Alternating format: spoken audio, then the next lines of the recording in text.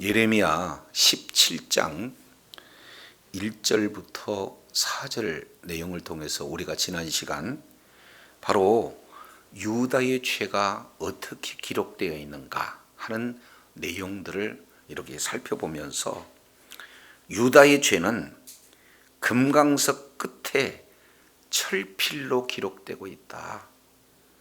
그러면은 이 금강석은 가장 사실은 단단한 돌이잖아요. 그런데 거기에 철필로 기록되고 있는데 그 단단한 것을 뭐라고 이렇게 표현하고 있는가? 마음의 판이다 이렇게 말씀을 하고 있어요.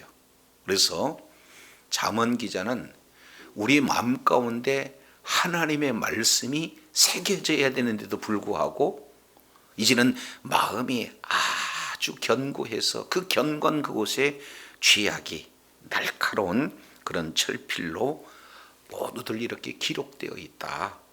자, 뿐만 아니라 단뿔에 새겨졌다는 거예요. 우리가 잘 알겠지만 제단뿔을 잡았을 때 최후의 죄의 사함을 받는 그런 어떤 장소가 제단뿔이잖아요.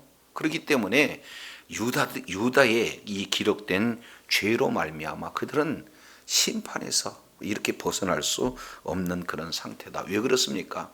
부모도 우상 숭배하고 그 우상 숭배하는 내용을 자녀들에게 말씀을 전수해 주는 것이 아니라 우상 숭배를 그 문화를 전수해 줌으로 말미암아 자녀들조차도 하나님을 섬기는 것이 아니라 바로 우상들을 따랐다. 그 결과 7장 3절 내용을 통해서 보면은 이렇게 표현해요.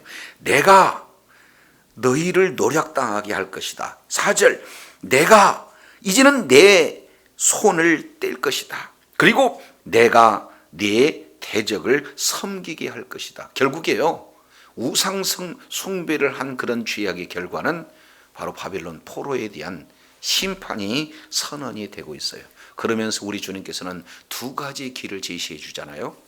하나는 5절 내용을 보니까 같은 내용을 반복해서 사람을 믿으며 혈육으로 그 권력을 삼고 마음이 여호와께서 떠난 그 사람은 저주를 받을 것이다. 핵심은요, 하나님의 말씀을 떠났을 때 나타나는 보응은 저주다. 반면 6절 7절 내용을 보면은 여호와를 의지하는 자, 여호와를 의리하는 자는 복을 받는다. 그러니까 복과 저주가 분명해요. 하나님을 떠나느냐 아니면 하나님을 의지하느냐.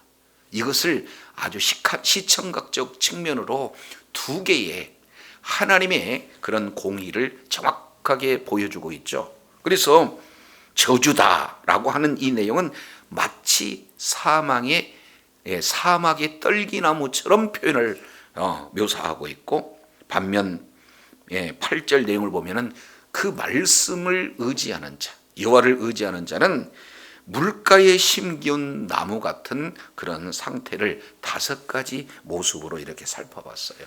그런데 문제는 9절에 만물보다 거짓되고 힘이 부패한 것이 우리들의 마음이다.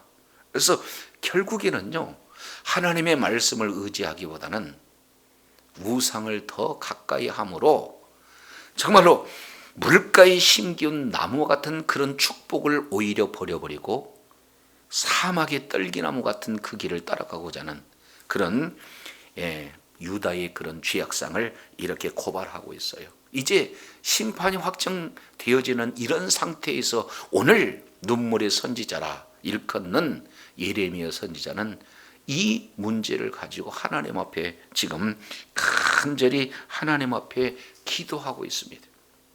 기도하기 앞서 먼저 신앙 고백을 하고, 그리고 신앙 고백한 이후에 2가지 하나님 앞에 간절히 기도하는 내용이 오늘 본문에 소개가 되고 있습니다. 자, 12절 보시죠.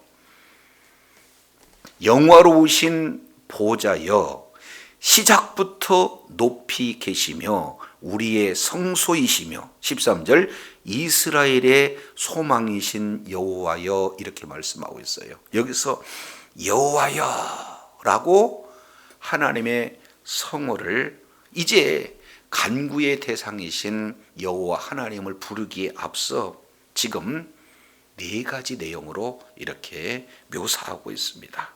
첫 번째, 영화로우신 보좌여, 이렇게 말씀을 하고 있죠. 보좌라고 하는 이 내용은 하나로 압축 요약에 간다면은 통치 장소예요. 그래서 온 우주 만물을 창조하실 뿐만 아니라 이제 우리 하나님께서 그 만물 하나하나를 다 통치하시는 그런 하나님이시다. 그래서 그 통치에서 벗어났을 때 바로 심판이 주어지는 장소예요. 동시에 모든 영광을 받으시는 그 자리가 뭐예요? 보좌, 이렇게 얘기했어요. 그래서 영화로우신 보좌. 그래서 우리 하나님께서는 영화로우신 보좌에서 오늘 또 통치하고 계신다는 사실입니다. 근데 어느 때부터인가 12절 중반절 시작부터 높이 계신다, 이렇게 말씀하고 있어요. 그러니까 하나님보다 더 높은 분이 없죠. 그래서 높고 높은 보좌 위에 우리 하나님께서 통치하고 계시는데 오늘 세 번째 이 내용이 무척 중요합니다. 왜냐하면 우리의 성소가 되신다, 이렇게 말씀을 하고 있어요. 그러면 성소라고 하는 것은 하나님께서 거처를 삼으시는 그런 장소 아니겠습니까? 근데 그 거처가 누구예요? 이스라엘의 소망이신 여호와 그랬습니다. 그래서 우리 하나님께서는 이스라엘 백성들을 천하 만민 중에 특별히 택하시고 이제 그들과 언약을 맺으셨어요. 그리고 언약을 맺은 그들에게 우리 하나님께서 이제는 크신 은혜를 계속해서 베풀어 주신 그런 놀라운 축복의 민족이 바로 이스라엘 백성들 아니겠습니까? 자, 그 내용을 영화로우신 보좌, 시작부터 높이 계신 분, 우리의 성소, 이 내용은 바로 예루살렘 성전에서 우리 하나님께서 성소에 임재하고 계시는 바로 여호와 하나님을 이렇게 묘사하고 있어요. 그렇기 때문에 이렇게 영화로우신, 그리고 이렇게 계속해서 대대로 통치하고 계신 그 하나님을 바로 이제 이렇게 임재하고 계시는 그 성소를 가졌다. 이건 엄청난 이스라엘 백성들에게 대한 특권이 되어진다. 그래서 13절 이스라엘이라고 하는 내용은 언약 공동체를 말씀하고 있어요. 그들에게는 이제 뭐가 있습니까? 소망이 있어요. 그래서 이 소망이라고 하는 이 소망의 출발점은 어디냐? 시편 62편 5절 내용을 보면은 그 출발점이 바로 여호와 하나님이시다라는 사실을 말씀하고 있어요. 사람들은 때때로 희망과 소망을 사실은 구분 못하고 사용하는 그런 경우가 있거든요. 그래서 희망은 뭐고 소망은 뭔가? 동일한 내용이 있습니다. 희망도 소망도 뭐예요? 기다림의 연속에 같은 내용인데, 근데 차이점이 있습니다. 그 내용은, 희망이라고 하는 그 내용은 약속이 없어요. 근거가 없어요. 사람으로부터 기인된 겁니다. 나는 이렇게 했으면 좋겠다는 그런 희망, 아직 임하지 않았지만은 앞으로 올 것을 기대하는 그런 희망, 이 내용은 약속이 없기 때문에 이제는 이 세상으로부터 주어지는 희망, 돈으로부터 주어지는 희망, 권력으로부터 주어지는 희망, 이런 내용들을 소망하고 살지만 거기에는 약속이 이루어지지 않다. 막연한 기다림의 연속이지만 소망은 달라요. 이 소망은 하나님 옆으로 오기 때문에 약속이 있는, 그래서 약속은 반드시 이루어지기 때문에 그 약속을 이루시는 분이 누구다? 여호와 하나님이시다. 그래서 이스라엘 백성들에게 그 약속을 주셨어요. 그래서 지금 당장에는 눈앞에 손에 잡히지 않는 것 같지만 그 약속은 반드시 이루어지기 때문에 바로 소망이 누구냐? 이스라엘의 소망이 여호와 하나님이다. 그래서 그분이 지금 임재하고 계시고 임재한 그곳에서 통치하고 계신 그런 여호와 하나님을 지금 이렇게 신앙으로 고백하고 있는 내용을 볼 수 있어요. 이런 하나님 앞에 간구한다 하는 그런 내용이 되어지죠. 자, 이어서 13절도 보겠습니다. 그러한 하나님과의 특별한 그런 은혜를 주셨어요. 이스라엘 백성들에게 이런 하나님이 바로 임재하시는 그런 특권을 줬음에도 불구하고 13절 중반절 이렇게 표현을 해요. 무릇 주를 버리는 자는 다 수치를 당할 것이라. 두 번째, 무릇 여호와를 떠나는 자는 흙에 기록된다. 이렇게 지금 말하고 있습니다. 수치를 당한다, 흙에 기록된다. 이 내용은 사실은 같은 의미입니다. 왜냐하면 지금 눈앞에 현실로 눈에 보이고 손에 잡힐 만한 그런 소망이 오지 않았다라는 그런 이유 때문에 약속의 말씀을 버리고 그 우상을 따라갔던 그 자들은 마침내 결국 뭐에 이른다는 거예요? 수치당할 수밖에 없다. 왜 그러냐? 흙에 기록되기 때문이다. 유다 백성들은 그 죄악이 금강석 끝 철필로 이렇게 기록을 했어요. 그러니까 잘 알겠지만 아무리 단단한 것이라도 금강석으로 뭐예요? 깎이면 깎인다 그 말이에요. 그죠? 그런 아주 금강석 끝을 철필로 기록된 그 기록 내용은 다른 게 아니라 어떻게 됐습니까?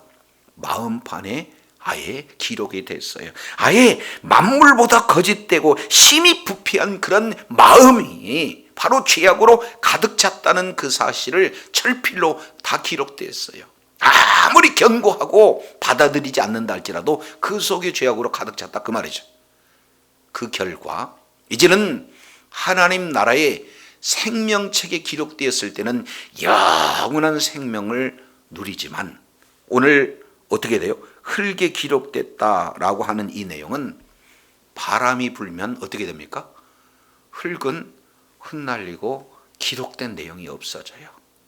어떤 분들은 바다에서 이렇게 거닐다가 거기에다가 뭔가 자기 이름을 써놓고 또 영원히 있을 것처럼 기대하잖아요.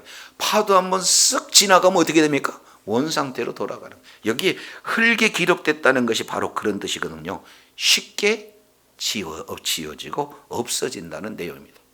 우리 하나님께서 예수 그리스도의 보혈로 예수 그리스도를 믿는 믿음을 가진 모든 자들에게 그 이름이 생명책에 기록되어진 줄로 믿습니다. 하나님을 떠난 자에게는 그게 없다는 거예요.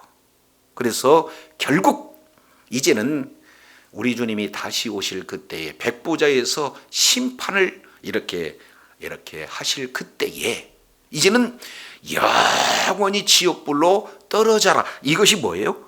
영원한 수치가 되어진다라는 사실을 볼 수 있어요. 생명록에 기록되어 있지 않기 때문에 그렇습니다. 이유를 딱 한 가지 이렇게 표현하죠. 생수의 근원이 되신 여호와를 뭐 했다? 버렸다. 이 내용을 우리가 예레미야 2장 13절에 내 백성이 두 악을 행하였나니 곧 생수의 근원이 되는 나를 버린 것과 스스로 웅덩이를 판 것인데 그것은 물을 저축하지 못할 터진 웅덩이 이렇게 표현을 하고 있어요. 얼마나 어리석습니까? 여기서 생수라고 하는 것은 생명을 말씀하고 있죠. 그래서 생명의 근원이 되신 주님을 버림으로 이름이 흙에 기록돼서 영원한 수치를 받을 수밖에 없어요. 왜 그렇습니까? 그 마음에 죄악으로 가득 차 있는 그런 상황이기 때문에 그렇습니다. 자, 그러나 이렇게 표현해요. 14절 여호와여 주는 나의 뭐다? 찬송 이온이 나를 고치소서 이렇게 표현하고 있어요. 이게 예레미야 선지자의 위대함이에요. 지금까지 예레미야 선지자는 말씀대로 순종하고 핍박이 와도 오해를 받아도 심한 경우에는 죽임을 당할 위협에 놓여 있다 할지라도 하나님의 말씀에 순종해서 이스라엘 백성들한테 말씀을 대언했지 않습니까? 그러니 누구보다도 하나님을 의지하고 누구보다도 하나님의 말씀을 바로 증거하려고 애를 썼던 선지자가 누굽니까? 예레미야 선지자예요. 그런데 오늘 하나님 앞에 간구하는 내용은 하나님 나를 좀 고쳐주세요. 그러하시면 내가 낫겠나이다. 지금 이렇게 말씀을 하고 있어요. 여기서 그 유명한 라파 고치다 라는 뜻이에요. 그 라파의 가장 핵심 내용은 완전하게 만들다 라는 뜻이에요. 그러니까 우리 하나님께서 이제는 죄짓기 이전 바로 그 상태로 온전하게 옛 에덴을 회복해 줄 것에 대한 간절한 간구를 지금 이렇게 말씀을 하고 있습니다. 아무리 내가 말씀에 순종하고 그 말씀을 바로 전달한다 한들 내 마음은 여전히 죄악으로 가득 찼습니다. 그러니 네가 고침을 받아야 된다고 얘기하지 않고 나를 고쳐달라는 거예요. 많은 분들은 그렇잖아요. 이 말씀을 남편이 들었으면 좋겠다. 이 말씀을 바로 김 집사님이 A 장로님이 들었으면 좋겠다 하고 변화될 대상을 내가 아닌 다른 사람들을 지금 이렇게 거론하잖아요. 그런데 예레미야는 다른 사람보다도 먼저 고침을 받아야 할 자가 바로 저입니다. 하나님 하고 지금 기도하고 있는 내용이 왜 그렇습니까? 주님께서 나를 구원해 주셔야 내가 구원을 얻게 되어진다 라는 사실을 지금 말씀하고 있어요. 이것은 두 가지 내용을 아주 반복적으로 말씀하고 있지만 하나는 고쳐달라 하는 이 내용은 내면적인 그 죄악으로부터 지금 만물보다 거짓되는 힘이 부패한 그 마음을 제가 가졌어요. 하나님을 의지한다고 하지만 나도 몰래 하나님 외에 돈을 의지하고 명예를 의지하는 연약한 존재에 불과해요. 주님 나를 좀 고쳐주시옵소서 하고 내면적인 그 죄악을 우리 하나님 앞에 고백하며 고쳐달라 기도하는 모습. 그리고 이제 구원 이 내용은 지금 현재 상황으로 보면은 예레미야는 말씀을 전하면 전할수록 바로 핍박이 와요. 환난을 만납니다. 죽음의 그런 상황까지 놓여져 있어요. 그렇기 때문에 나를 그 외적인 고난에서 그 위협 속에서 구원해달라 하는 내용이 일차적인 구원의 내용이고 영원한 구원도 이 부분에 포함이 되고 있는 거죠. 그래서 지금 예레미야 선지자는 오늘 또 임재하고 계시는 가장 높은 곳에 보좌에서 오늘 또 통치하신 분이 지금 성전 삼고 계시잖아요. 그런 우리 하나님께서 진정코 소망이 되시잖아요. 나의 소망은 고침받는 겁니다. 나의 소망은 구원받는 겁니다. 그러니 나를 고쳐주시고 구원하여 주시옵소서 하고 1차 우리 하나님 앞에 신앙 고백 이후에 구원을 요청하는 내용들을 살펴보게 됩니다. 우리 역시 마찬가지죠. 가장 먼저 고침받아야 되고 가장 먼저 구원받아야 할 대상이 누굽니까? 바로 나예요. 저와 여러분을 지금 이렇게 말씀을 하고 있습니다. 그런데 왜 이렇게 구원해달라, 나를 고쳐달라고 말하고 있을까요?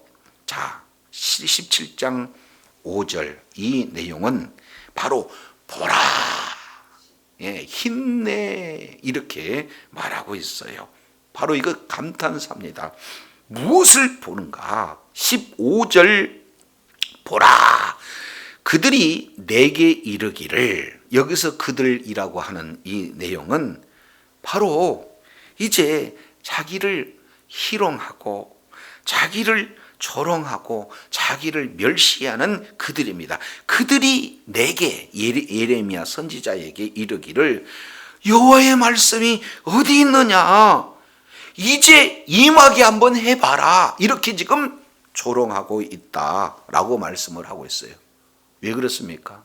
하나님의 말씀은 선언하면 반드시 말씀한 대로 이루신 분이 바로 주님의 말씀이요, 말씀의 능력인 줄로 믿습니다. 그러니까 예레미야 선지자는요, 계속해서 말씀을 선포했는데 그 말씀이 어떤 내용입니까?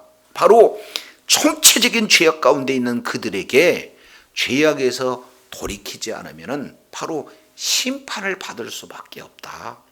바벨론을 통해서 심판이 이루어진다. 예루살렘의 한 사람, 바로 공의를 행하며 정의를 행하는 그런 가운데 단 한 사람만 찾아도 멸하시지 않겠다 하셨는데 한 사람이 없어서 멸망당한다. 이렇게 계속해서 심판 메시지를 전하니까, 아니 망한다면서 바벨론 포로 잡혀간다면서 그 말이 지금 이루어진 것 맞냐라고 지금 조롱하고 있다, 그 말이죠. 자, 이렇게 하나님의 말씀이 지금 속히 이루어지지는 않았어요. 우리 하나님께서 단 한 사람이라도 회개하고 주님 앞에 돌아오게 오래 참고 계실 뿐이지 이 말씀은 이루어지는데도 불구하고 지금 예레미야를 향해서 이렇게 조롱하고 있는 그런 어떤 모습들을 살펴보게 됩니다. 자, 그래서 시편 42편 3절 이 내용을 통해서 보면은 어리석은 자가 이르기를 하나님이 어디 있냐, 한번 나와봐, 이렇게 얘기하는 자도 있고요. 우리가 잘 알겠지만 마태복음 27장 이 내용을 통해서 보면 예수님께서 십자가에서 우리의 죄를 담당하시고 십자가에서 달리셨을 때 호산나 다윗의 자손이여 주의 이름으로 오시느니라 찬양했던 그들이 십자가에 못 박으소서, 십자가에 못 박으소서 해놓고 난 다음에 마지막까지 뭐라고 우리 주님을 모독했습니까? 이 마태복음 20장 39절 내용을 보니까 지나가는 자들이 머리를 흔들며 예수를 모독했어요. 만일 하나님의 아들은 자신을 구원 한번 해봐라, 십자가에서 내려와 봐라고 이렇게 희롱하는 그런 어떤 모습들을 보게 됩니다. 하나님의 말씀은 생명이기에, 하나님의 말씀은 선포되면 그대로 이루어지기에, 하나님의 말씀은 존재예요. 하나님의 말씀은 바로 그 자체가 사건이 되어진다라는 것이에요. 그런데도 불구하고 지금 우리 하나님께서는 한 영혼을 주님의 품으로 이끌기 위해서 오래 참고 계시는 그 사랑의 그런 어떤 표현 가운데 있는데도 지금 이렇게 놀리고 있는 것을 보게 됩니다. 자, 이럴 정도면은 선지자 예레미야는 선지자직 좀 놓고 싶은 마음 없지 않아? 있지 않겠습니까? 자, 그런데요 16절 보세요. 그들은 말씀이 이루어지지 않았다 해서 모욕하고 그리고 멸시하고 이런 어떤 내용들을 하고 있는데 16절 보면은 선지자 예레미야는 이렇게 표현을 해요. 나는 목자의 직분에서 물러간다, 물러가지 않는다, 물러가지 않는다. 목자가요, 이 예레미야는 지금 목자의 그런 어떤 심정으로 선지자 직분을 지금 감당을 하고 있어요. 멸시, 천대, 조롱, 여러 가지 핍박, 심지어는 죽음의 그런 어떤 환경에 놓여 있다 할지라도 하나님의 말씀은 반드시 이루어집니다 라고 선언했던 그 내용에서 결단코 물러서지 않겠다. 많은 사람들은 말씀에 대해서 조롱하지만 나는 그 말씀을 증거하는데 그 주신 사명 감당하는데 흔들리지 않겠습니다 하는 내용이 바로 예레미야의 고백이에요. 두 번째 16절 하반절 내용을 보니까 재앙의 날도 내가 원하지 아니하였음을 주께서 아시는 바라. 내 입술에서 나온 것이 주의 목전에 있나이다. 이렇게 지금 말씀하고 있어요. 두 번째 내용을 통해서 보면은 재앙의 날도 내가 원했다 원하지 않았다. 하나님께서 심판을 선언했지만 내심 하나님 이 심판에서 이제 구원해 달라고 기도를 했는데 우리 하나님께서 너 기도하지 말라고 그러시잖아요. 그러니까 마음은 심판 안 받았으면 좋겠어요. 그러나 하나님께서 심판을 명하시니 순종해서 심판을 명했지만 내 마음 가운데는 진짜로 심판을 원하지는 않았습니다. 이 내용은 우리 주님께서 하십니다. 얼마나 충성된 그런 증인의 모습인가, 이 사실을 말씀하고 있어요. 그래서 사도 바울은 고린도전서 4장 2절에 이렇게 표현해요. 맡은 자들에게 구할 것은 뭐다? 충성이다. 사람이 마땅히 우리를 그리스도 일꾼이요 하나님의 비밀을 맡은 자로 여길지어다. 그리고 맡은 자들에게 구할 것은 충성, 이렇게 고린도전서 4장 1절 2절 내용을 통해서 말씀을 하고 있어요. 우리 역시 마찬가지로 예레미야 선지자처럼요, 우리들에게 맡겨준 이런 내용, 어떤 상황 속에서도 바로 충성된 일꾼으로 끝까지 하나님 앞에 잘했다 칭찬받는 복된 자리에 있어야 될 줄로 믿습니다. 자, 그런데요, 여기에서 참 이 신실한 예레미야 선지자의 그런 그 말씀을 증거하는 모습을 한번 보시죠. 자, 이렇게 얘기해요. 내 입술에 나온 것이 어디에 있어요? 주의 목전에 있다. 그러니까 언제든지 내가 전한 그 말씀은 우리 주님 앞에 놓여 있습니다. 그러니까 언제든지 주님이 확인해 볼 수 있다라는 그런 내용으로 말씀하고 있잖아요. 그러니까 바르게 전했어요. 자기 생각 더 하지 않았습니다. 자기 사상을 전하는 게 하나님의 말씀을 바로 전했다라는 사실을 이렇게 볼 수가 있게 되어지죠. 그래서 우리가 이제는 주신 직분 잘 이렇게 감당하고, 그리고 정말로 재앙이 아닌 심판이 아닌 어떻게든지 한 영혼이라도 구원하고자 하는 하나님의 마음으로 전해야 되고, 세 번째는 그 전한 내용이 뭡니까? 자기의 경험과 지식을 더하지 않고 하나님이 확인하셔서 하나님께서 잘했다 칭찬받을 수 있는 그런 하나님의 말씀을 대언하는 그런 자세로, 그러한 조롱받는 속에서도 위협 속에서도 손해보는 그런 상황 속에서도 하나님의 말씀을 바로 전하는 그런 내용들을 보게 됩니다. 그러면서 두 가지 마음을 하나님 앞에 아뢰요.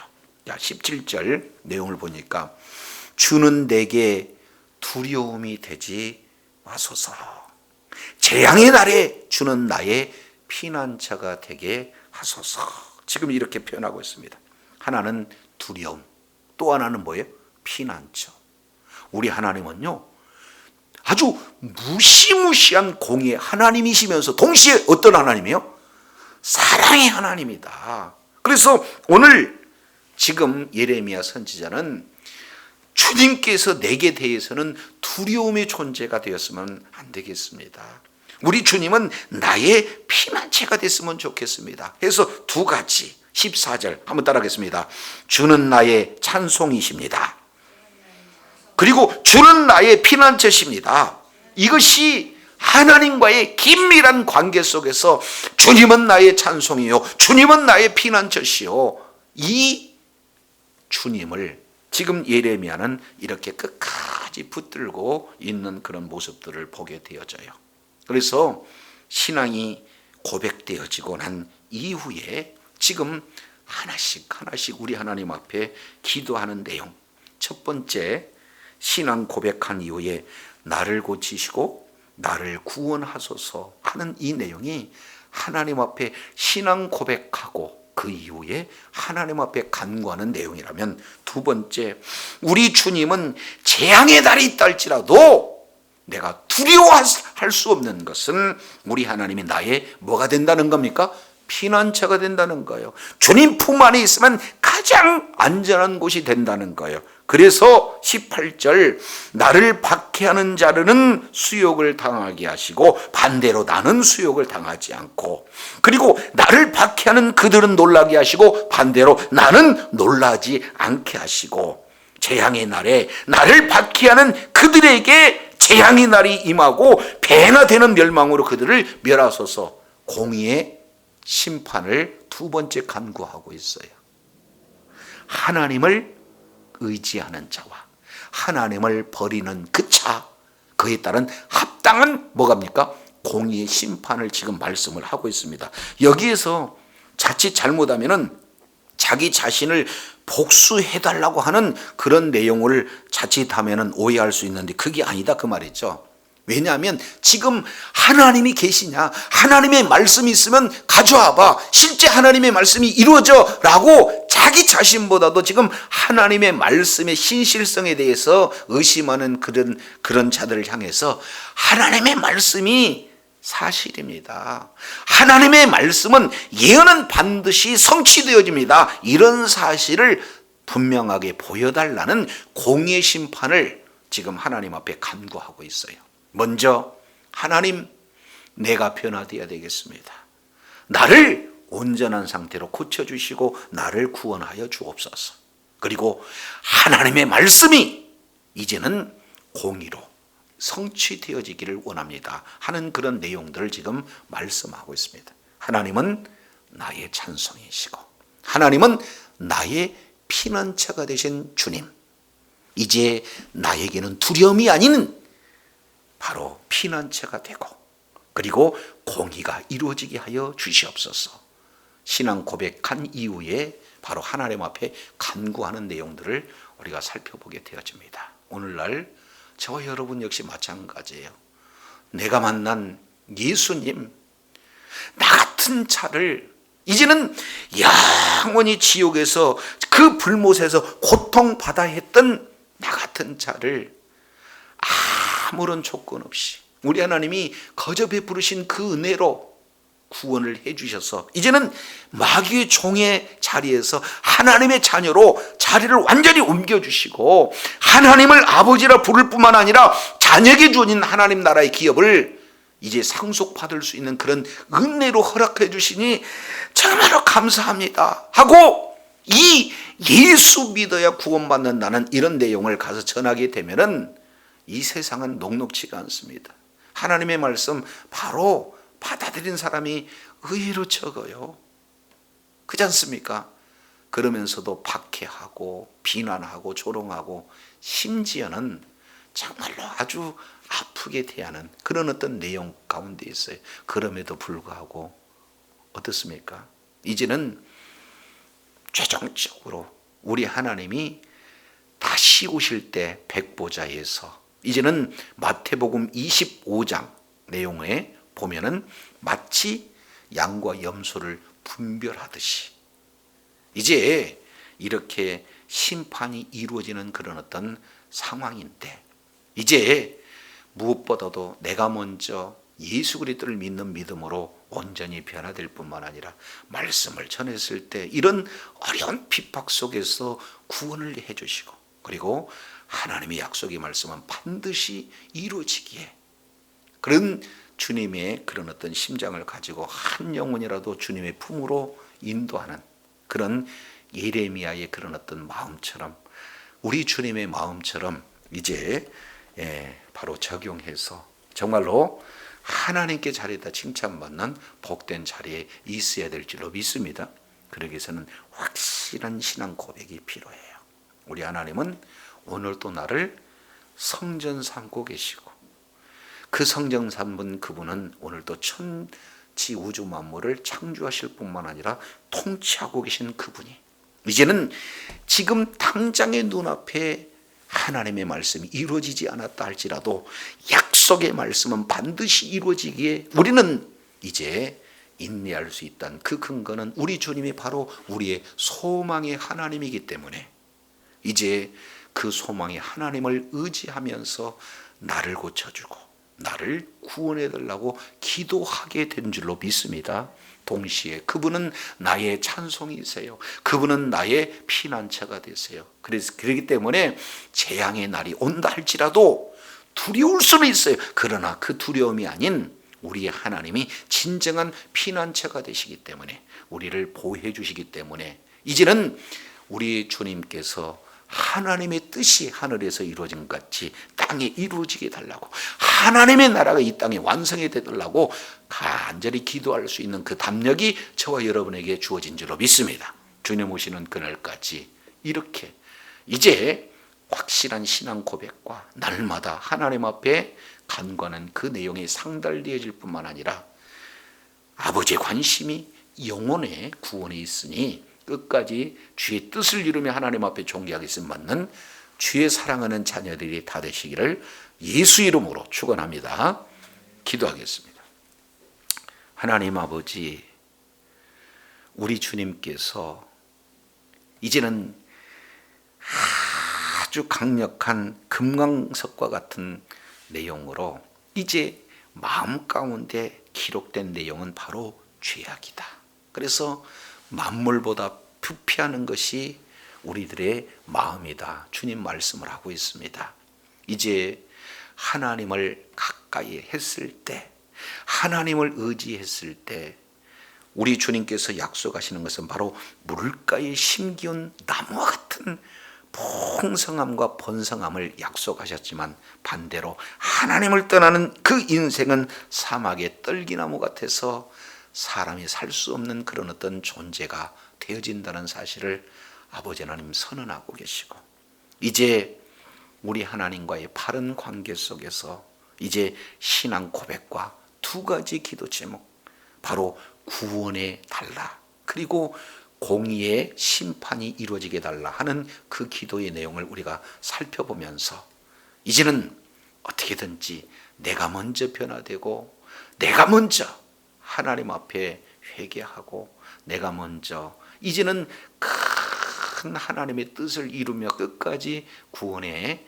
은혜가 임하는 그런 자리에 있을 뿐만 아니라 끝까지 하나님의 공의가 이루어져서 많은 영혼이 이 사실을 깨닫고 주님의 품으로 올수히 몰려와 정말로 하나님의 기쁨이 되어지고 하나님의 뜻을 이루는 일에 존귀하게 쓰임받는 주의 사랑하는 자녀들 다 되게 하여 주옵소서.